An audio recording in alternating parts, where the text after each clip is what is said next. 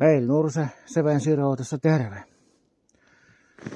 Täällä on tämmönen pirteähkö pakkas päivä menossa, 20 pakkasta ja lunta tullut 10 senttiä nyt tässä eilispäivän saldona. Niin pitää katsoa, jos sitä linkois, jos lähtee traktori yhteistyöhön ja että lähtee käänteen. Pitää sitä vähän tässä katastella, että miten tässä äijän käy. Ja se todella kun on, niin pitää käydä, mulla onkin jo siellä valmiina käsikaasu vähän päällä, niin minä saan täältä moottorista laitettua. Mainispa kännyköt.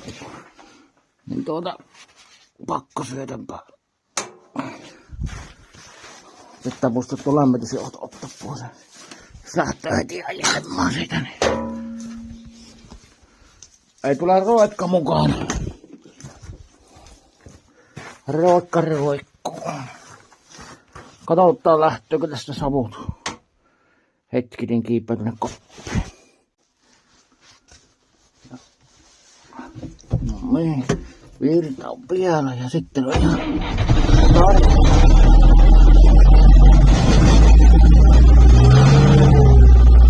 kyllähän se lähti käynti, kun on 2 tuntia ollut lämmössä, niin hyvin se jaksaa lähteä, mutta kyllä se vaan siitä huolimatta niin vähän tuommoista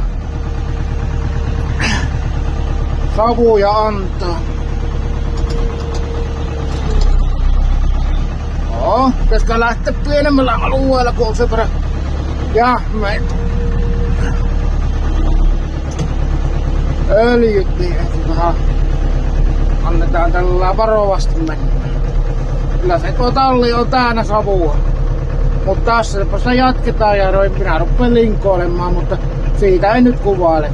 Moro moro!